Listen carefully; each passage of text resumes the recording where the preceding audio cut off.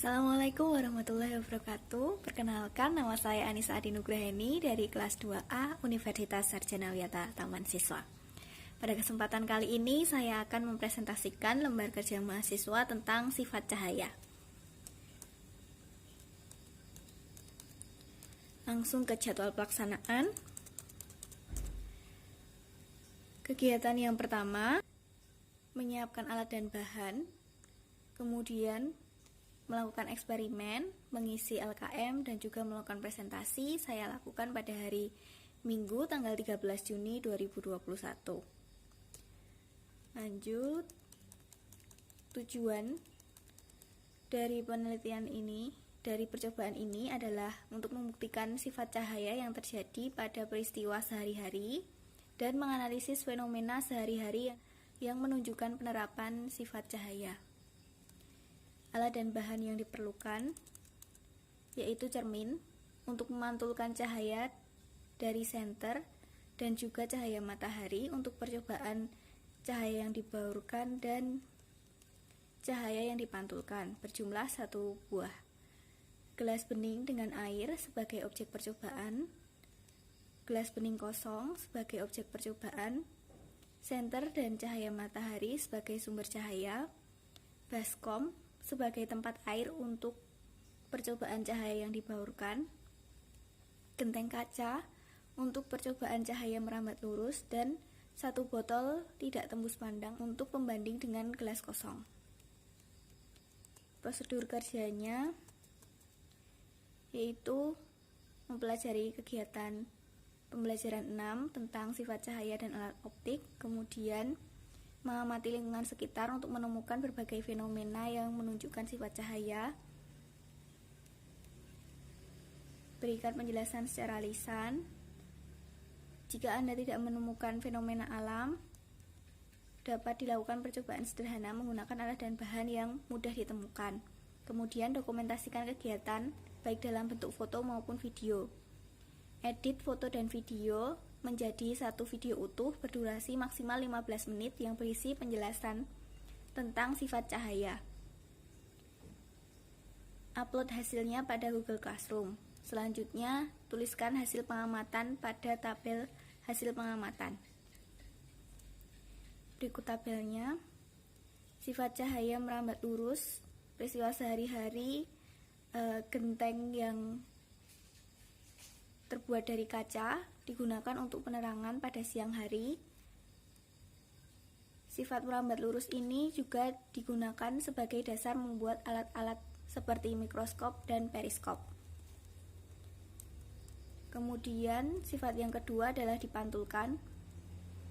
Digunakan untuk cermin, baik itu datar maupun cembung. Biasanya digunakan pada spion dan digunakan dalam periskop, di mana cahaya dari permukaan laut dipantulkan menuju mata pengamat. Yang ketiga, sifat menembus benda bening. Gambarnya ada gelas kaca dan juga botol yang tidak tembus cahaya. Sedangkan yang tidak tembus cahaya akan menghasilkan bayangan. Biasanya dimanfaatkan untuk kap lampu motor atau mobil dengan kaca atau sesuatu yang bening. Selain itu juga digunakan pada proyektor dan kacamata. Sedangkan sifat yang dibiaskan, contohnya adalah gelas yang diisi air dimasuki dengan sendok.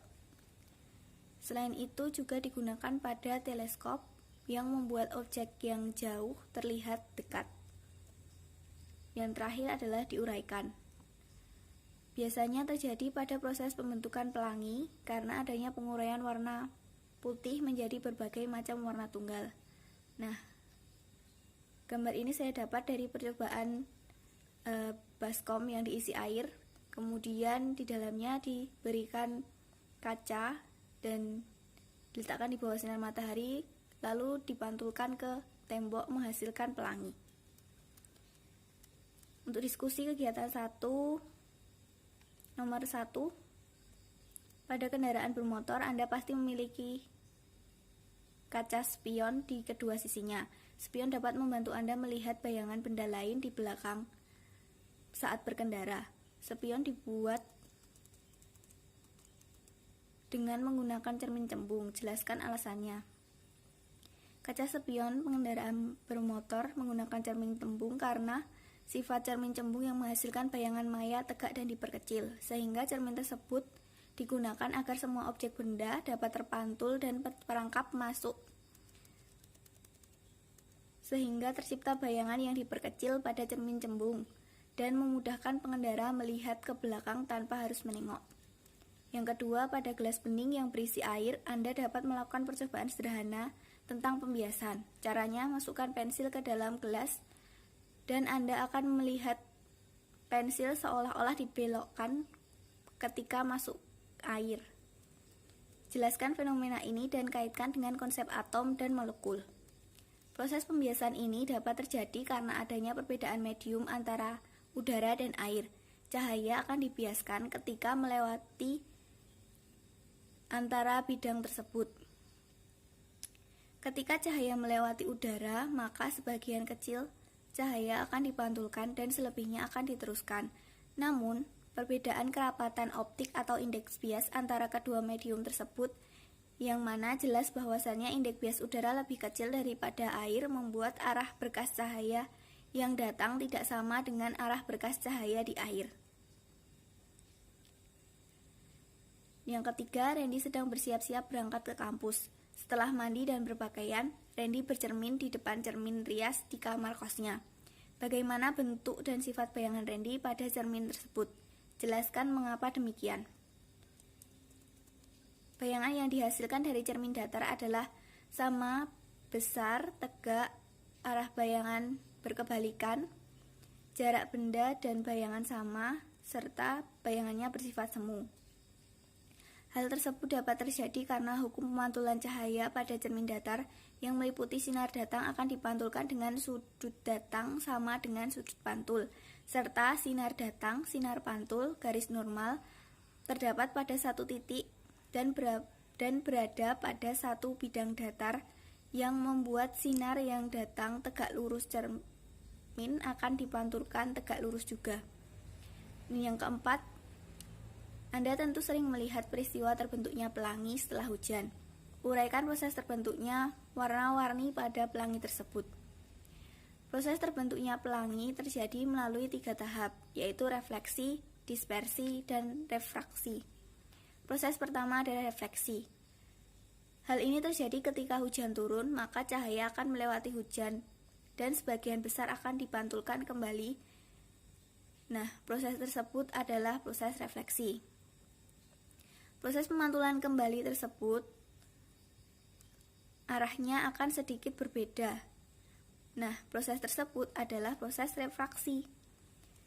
Dan cahaya yang telah dipantulkan akan menyebar sehingga tampak warna-warni pelangi. Yang kelima, gerhana merupakan salah satu fenomena alam yang dapat membuktikan sifat cahaya. Menurut Anda, sifat cahaya yang mana yang dibuktikan oleh gerhana? Berikan penjelasannya. Sifat cahaya yang dibuktikan dengan terjadinya gerhana adalah sifat cahaya merambat lurus, di mana apabila matahari, bumi, dan bulan berada dalam satu orbit garis lurus pada waktu yang bersamaan, akan mengakibatkan gerhana bulan total.